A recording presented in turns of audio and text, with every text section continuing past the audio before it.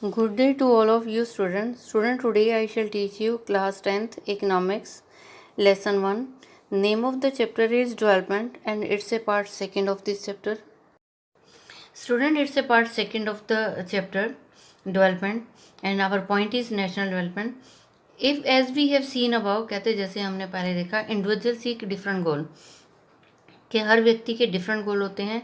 Then their notion of national development is also likely to be different. तो जो notion of national development है, जो ideas है national development के, student वो भी डिफरेंट होंगे. Discuss among your self on what India should do for development. आपस में डिस्कस करो कि भारत को क्या करना चाहिए विकास के लिए. Most likely you would find that the different student in the class have given different answer to the above question. आप क्या देखेंगे स्टूडेंट, डिफरेंट स्टूडेंट जो है वो डिफरेंट आंसर देंगे उस क्वेश्चन का कि भारत को क्या करना चाहिए विकास के लिए. In fact you might your self think of many different answer.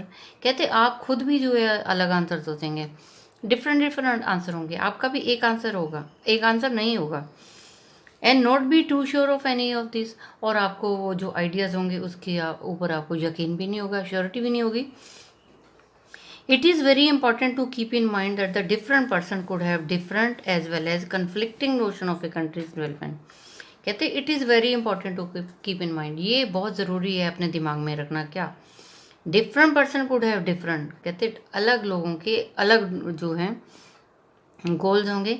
As well as conflicting भी हो सकते हैं. हो सकता है उन जो गोल्स हैं उनमें आपस में मतभेद भी हो. Conflicting notions of A countries development, country के विकास के लिए कन्फ्लिक्टिंग नोशंस भी हो सकते हैं, कन्फ्लिक्टिंग आइडियाज़ भी हो सकते हैं. However can all the ideas be considered equally important. क्या कहते however can all the ideas, क्या सभी आइडियाज़ कंसिडर किए जा सकते हैं कि वो इक्वली इम्पॉर्टेंस है. और if there are conflict how does one decide. और अगर उनमें झगड़ा है, एक के तो कुछ गोल हैं, दूसरे के कुछ गोल हैं, एक कुछ बोलता है देश के लिए, दूसरा कुछ बोलता है, तो हाउ डज वन डिसाइड. तो किस तरह से इसका फैसला लेना चाहिए कि what is right and what is wrong. What would be a fair just path for all. और कौन सा पाथ जो है सही है, फेयर है, अच्छा है, जस्ट है, जहाँ पे इंसाफ है सबके लिए, ये सोचना पड़ेगा. We also have to think whether there is a better way of doing things. हमें ये भी सोचना पड़ेगा कि चीज़ों को करने के लिए बेटर वे है. Would the idea benefit a large number of people. क्या वो जो आइडिया है वो लार्ज नंबर ऑफ पीपल के लिए फ़ायदा है, और ओनली ए स्मॉल ग्रुप, या छोटे लोगों, एक छोटे ग्रुप की ही मदद करेगा या बहुत सारे लोगों की मदद करेगा. National development means thinking about this question. National development का मतलब ही यही होता है कि इन सब चीज़ों के बारे में सोचना कि जो भी आइडियाज़ हैं वो एक स्मॉल ग्रुप के लिए फ़ायदे है या एक लार्ज ग्रुप ऑफ पीपल के लिए है.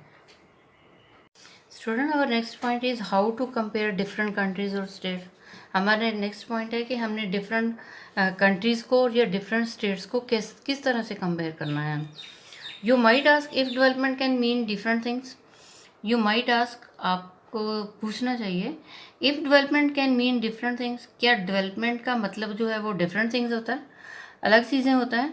How come some countries are generally called developed and others under developed. कहते किस तरह से कुछ कंट्रीज़ को डेवलप्ड बोला जाता है और कुछ को बोला जाता है अंडर डेवलप्ड. कुछ को तो ये कंट्रीज़ को ये बोला जाता है कि ये डेवलप्ड है, यहाँ पे तो विकास हो चुका है वो है, और कुछ को अंडर डेवलप्ड है कि वो अभी अंडर डेवलप्ड है. Before we come to this let us consider another question. कहते इससे पढ़ने से पहले हम जो है कुछ और क्वेश्चंस को जो है कंसीडर करते हैं. When we compare two different things, जब हम दो चीज़ों को डिफरेंट कंपेयर करते हैं, they could have similarity as well as differences. जब भी हम दो चीज़ों को डिफरेंसेस देखते हैं तो उसमें सिमिलरिटी भी होती हैं और डिफरेंसेस भी होते हैं, सेम भी होती हैं, अलग भी होती हैं. Which aspect do we use to compare them. कौन सा एस्पेक्ट हम यूज़ करें कंपेयर करने के लिए. Let us look at the students in the class itself. हम अगर क्लास में स्टूडेंट्स को ही देख लें, how do we compare different student. अगर हम क्लास में दो स्टूडेंट देखते हैं तो उसको किस तरह से डिफरेंट उसको जो कंपेयर किया जाता है. They differ in their height. वो डिफरेंट कैसे होते हैं, उनकी हाइट अलग होती है, हेल्थ अलग होती है, उनकी टैलेंट्स क्वालिटी अलग होती है, उनकी इंटरेस्ट अलग होते हैं, हॉबीज़ अलग होती हैं. द हेल्थीएस्ट स्टूडेंट में not be the most studious one. और जो हेल्थीएस्ट होता है ना, जो भारी भरकम शरीर होता है, मोटा होता है, may not be the most studious one, वो ज़्यादा जो है पढ़ने वाला नहीं होता है बच्चा, उसका पढ़ने में ज़्यादा मन नहीं होता। The most intelligent student may not be the फ्रेंडलीस्ट one, और कहते जो मोस्ट इंटेलिजेंट होता है वो ज़्यादा फ्रेंडली नहीं होता किसी के साथ, जो ज़्यादा हेल्दी होता है और वो ज़्यादा पढ़ने में उसका मन नहीं होता, और ज़्यादा पढ़ने वाला जो होता है इंटेलिजेंट होता है वो फ्रेंडली नहीं होता। So how do we compare student, इसलिए हम किस तरह से स्टूडेंट का कंपैरिजन करें, स्टूडेंट की तुलना कैसे करें। The criteria we may use depend on the purpose of the comparison, और क्राइटेरिया जो हम यूज़ करते हैं वो डिपेंड करता है कि कंपैरिजन का पर्पस क्या है, किस पर्पस से, किस उद्देश्य से हम कंपैरिजन करते हैं, तब हम उस क्राइटेरिया से जो है हम कंपैरिजन कर सकते हैं। We use different criteria to choose a sports team, हम डिफरेंट क्राइटेरिया यूज़ करते हैं। कैसे स्टूडेंट, स्पोर्ट्स टीम होती है तो प्लेयर जो है सिलेक्ट किए जाते हैं कि कौन अच्छा खेलता है कौन नहीं खेलता। ए डिबेट टीम, अगर टीम में डिबेट हो रहा है, स्टूडेंट्स में डिबेट हो रहा है, तो ये किया जाता है, कंपैरिजन किया जाता है कौन सी टीम अच्छी थी डिबेट में। म्यूज़िक टीम, और अगर म्यूज़िक टीम आती है तो देखा जाता है कि कौन सी टीम ने अच्छा गाया। ये क्राइटेरिया है। और ये team to organise a picnic, और कोई टीम जो है ऑर्गेनाइज की जाती है पिकनिक जाने के लिए कि कौन से बच्चे जा सकते हैं। So student, these are the criteria to compare the two teams. ये जो we use different criteria to choose, हमने क्या किया, डिफरेंट क्राइटेरिया यूज़ किया। क्या किया, स्पोर्ट्स का किया, डिबेट का था, म्यूज़िक क्राइटेरिया था, और जो है पिकनिक ऑर्गेनाइज की, ये क्राइटेरिया था। तो इसमें हमने जो है ये देखा कि कंपेयर किया। Still if for more some purpose we have to choose the criteria for the all round progress of the children in the class. और कभी कभी हम क्या करते हैं, we have to choose the criteria, हम ऐसा क्राइटेरिया यूज़ करते हैं जो all round progress of children in the class, जो बच्चों क्लास में बच्चों की जो है हर तरह की प्रोग्रेस देखी जाती है कि वो हर क्राइटेरिया में कितना अच्छा है और कितना अच्छा नहीं है। इस तरह से कंपेरिजन किया जाता है। How shall we do it, हम ये कैसे करेंगे। Usually we take one more or important characteristics of person and compare them based on these characteristics. अक्सर हम स्टूडेंट क्या करते हैं, वी टेक वन और मोर इम्पोर्टेंट, हम एक या ज़्यादा इम्पॉर्टेंट विशेषताएं लेते हैं, एक या ज़्यादा जो है महत्वपूर्ण विशेषताएं लेते हैं व्यक्ति की, और फिर उसको कंपेयर करते हैं। उन विशेषताओं के आधार पे, उन करेक्टरिस्टिक्स के आधार पे जो है हम कंपैरिजन करते हैं। Of course there can be difference about what are important characteristic that should form the basis of comparison. Of course there can be differences, कहते ऑफ कोर्स हो सकता है कि वहाँ पे डिफरेंसेस हों, फ़र्क हों, about what are important characteristics, कि जो इम्पोर्टेंट करेक्टरिस्टिक्स हैं उनमें जो डिफरेंसेस हो, that should form the basis of comparison, और उसी आधार पे जो है कंपैरिजन जो है तुलना की जाती है। स्टूडेंट, कंपैरिजन कैसे किया जाता है, तुलना की जाती है फ्रेंडलीनेस, कि कोई कितना फ्रेंडलीनेस है, स्पिरिट ऑफ कोऑपरेशन, कोऑपरेशन की कितनी भावना है, क्रिएटिविटी है, मार्क्स कितने आए हैं, मार्क्स बेस पे हम कंपैरिजन करते हैं। किसी की क्रिएटिविटी बहुत अच्छी होती है उसमें कंपैरिजन करते हैं। कोऑपरेशन, कि कोई बच्चा जो स्टूडेंट है कोऑपरेट करता है, कोई नहीं करता है, तो फ्रेंडलीनेस, कोई फ्रेंडली होता है और कुछ नहीं होते हैं। So on the basis of these there can be comparison among the students, इनके इस बेस पे जो है हम कंपैरिजन करते हैं। This is true of development too, और ये डेवलपमेंट के लिए जो है सच्चाई है। For comparison countries their income is considered to be one of the most important attributes, कहते अगर हम कंट्रीज़ का कंपैरिजन करते हैं तो student their income is consider, हम ये देखते हैं कि किस देश की कितनी इनकम है, उस बेस पे हम कंपैरिजन करते हैं कंट्रीज़ का। Country with the higher income are, और वो कंट्री जिसकी ज़्यादा इनकम होती है, मोर डेवलप्ड, वो ज़्यादा डेवलप होता है। Country with higher income are more developed than the others with less income. Countries with higher income are more developed, कहते हैं वो देश जहाँ पे ज़्यादा इनकम होती है वो ज़्यादा डेवलप होते हैं than the others with less income. जिस कंट्री की इनकम कम है वो लेस डेवलप है, और जो जिन कंट्री की जो इनकम ज़्यादा है वो ज़्यादा डेवलप है। This is based on the understanding that more income means more of all things that human beings need. This is based on the understanding. Student ये तो अंडरस्टैंडिंग पे बेस करता है कि अगर ज़्यादा इनकम है तो इसका मतलब ज़्यादा चीज़ें हैं, दैट ह्यूमन बींग्स नीड, और जो इंसान को चाहिए वो जो है चीज़ें ज़्यादा हैं। इसका मतलब है this is based on the understanding that the more income means, ज़्यादा इनकम का मतलब है ज़्यादा चीज़ें हैं, दैट ह्यूमन बींग्स नीड, जिन चीज़ों की इंसान को ज़रूरत है वो ज़्यादा है। वट एवर पीपल लाइक, लोगों को क्या पसंद है, एंड शुड हैव, और क्या होना चाहिए, they will be able to get with greater income, अगर ज़्यादा पैसा होगा तो वो खरीद सकेंगे जो उन्हें पसंद है और जो वो खरीदना चाहते हैं।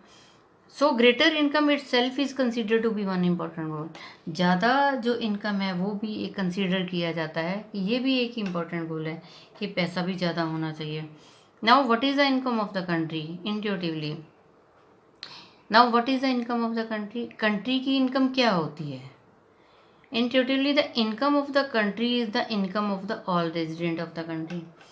कहते ये क्या होता है कि कंट्री की इनकम क्या होता है, तो इंट्यूटिवली जो हम इंटरनल पोजीशन में देखें तो क्या है student, the income of the country is the income of the all resident of the country.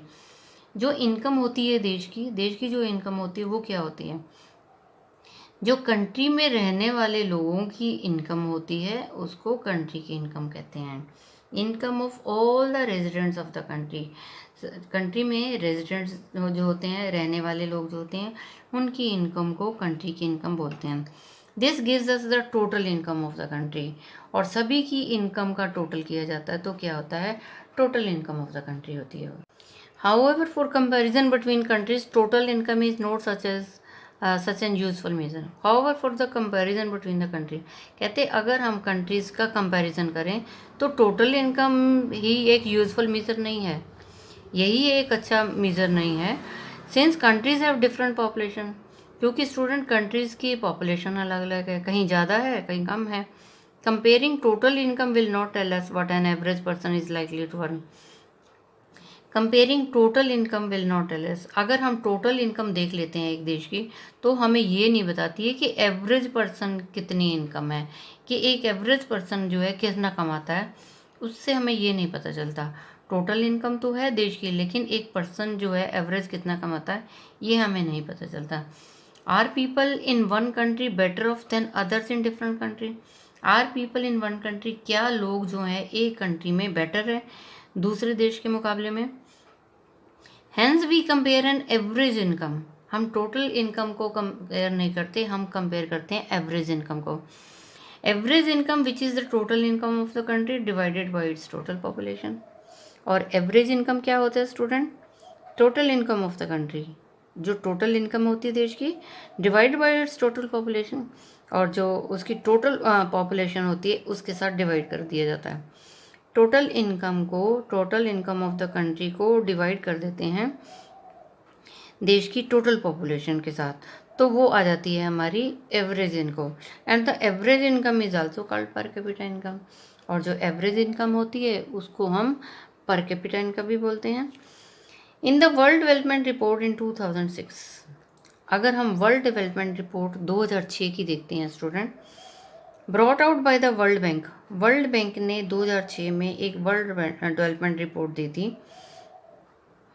This criteria is used in classifying country, तो वर्ल्ड डेवलपमेंट बैंक ने एक क्राइटेरिया बताया कि कंट्रीज़ को किस तरह से क्लासीफाई करना है। Countries with the per capita income of ₹4,53,000 per annum and above in 2004 are called rich countries. तो वर्ल्ड बैंक की रिपोर्ट ने क्या बताया, अगर पर कैपिटा इनकम 4,53,000 है एक साल में और अबव इन 2004 और 2004 में है, 2004 में अगर 4,53,000 है या इससे ज़्यादा है तो उसको बोलते हैं rich countries. And those with per capita income of ₹37,000 और less are called low income country.